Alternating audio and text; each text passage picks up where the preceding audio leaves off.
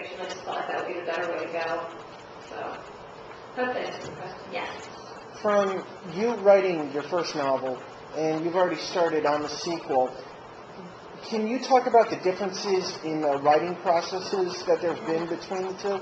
The biggest difference really right now is that Watershine is based on things that I personally experienced, or close friends of mine personally experienced. I mean, pretty much most of Maddie's experiences are my own. I borrowed a few things from some friends.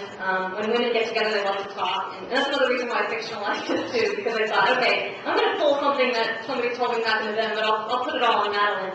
But from that standpoint, it was easy because I had pretty much lived through most of it, or got the story from someone close to me and incorporated their experience. With the sequel, I'm drawing from real life, but not in a personal way. I'm drawing from real life in terms of like current events and things that are going on, and things that happen in Florida, different communities and things. But it's a little bit more challenging than the first one. This one just sort of like came right at me. I think, again, it was writing as therapy, and I think that was part of the reason. But the second one's a little bit more challenging. I have to do a little bit more research on certain things, and the settings, I'm going to have my characters in Canada at one point on a business trip, so I had to like go on the internet and look up Vancouver and kind of get an idea of what that looks like, and little things like that. So it's taken me a little bit more time, because I have to actually do a little bit more research on the places and the things that I want to happen. So. But I'm enjoying it. I really didn't think, the way this book ends, I really thought, wow, that's a nice finish, I should just leave it there. And then so many people kept saying to me, you really need to write a sequel, I want to read the sequel to the story. So it started to come to me, and I started jotting down ideas, and I'm up to chapter 3 right now, but it's still sort of very much a work in progress. But my goal is hopefully by next spring to finish it.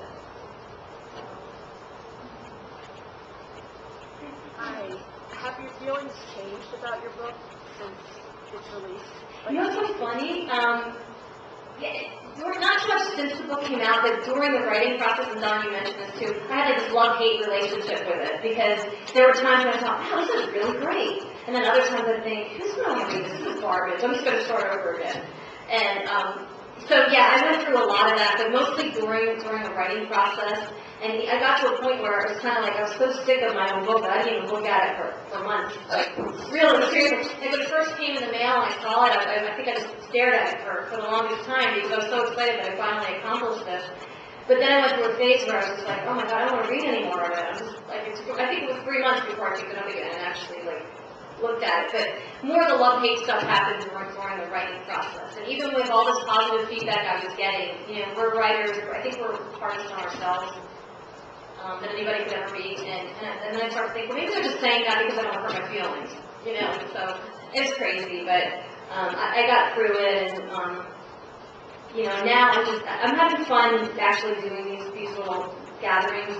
And I never really get tired of it. I mean, somebody said to me, just be prepared for the next 2 years to talk about your book. And I said, that's fine with me, because it has helped a lot of people. Like I said, especially the panic and anxiety. I've talked to so many people, and I have a really close friend right now that's going through it, that I'm sort of helping her through. And she actually, when she was reading the book, she called me up one night out of the blue, and she said, I just had to call you. She said, I forget which chapter she had just finished, but she said, oh my God, I just had this breakthrough, and I had to write in my journal, but I wanted to tell you that your book is so good that it's really helping me. I'm really relating to what Madeline's going through, and she said, I can't believe it. And so, that makes me feel good.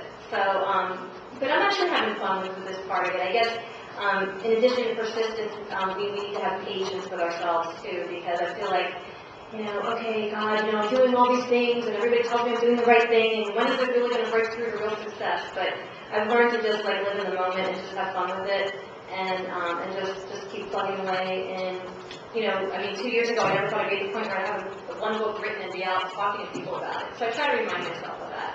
So, yeah. Anybody else have questions? If I were your editor, I would have just told you to chop that down. And it's funny, but again, most people say to me, you know what, it's like the book just flies by. I mean, you get so engrossed in the story that you don't even realize it's that long. So it's 22 chapters? It's actually 35 chapters. Yeah, I mean, give or take, the chapters are about 20 pages, but yeah, and so funny story, Don's over there laughing. Speaking of chapters, I guess I'll tell this story. The other tricky thing about basing things on real life, and certainly as an adult child, you're kind of like when I was writing, it takes Maddie 10, 16 years, but they finally get to the point where they're at this, they're back together, and so it was time to consummate the relationship, and I thought, well, do I really want to write this? Maybe I should just sort of, leave it to the imagination. I don't really want to write a whole scene. There's like a whole proposal scene that takes place in Boca by the beach.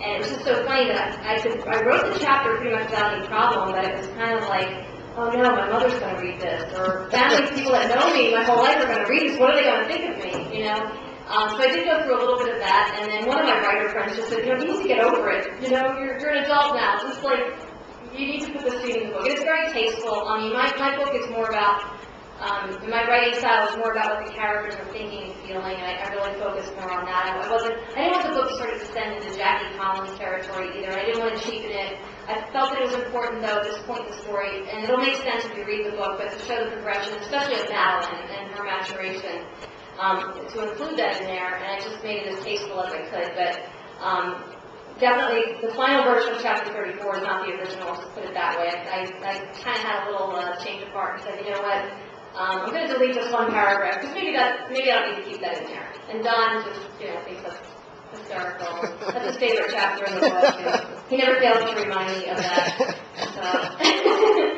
But yeah, it's funny. I mean, and just in general, just again, when you're fictionalizing real people, you do need to be really careful and respectful of other people, and certainly you want to tell a good story, but you're kind of walking this line, and again, but again, everything's sort of resolved with the characters, and you understand. I was always also very careful to explain the characters' motivation for what they did. There are no villains in this book. There are just good people who sometimes screw up and do the wrong thing out of love, and I've always made that clear. I think through the novel, where that was coming from. So.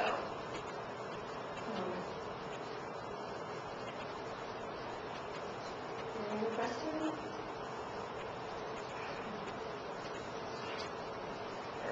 Well, thank you so much.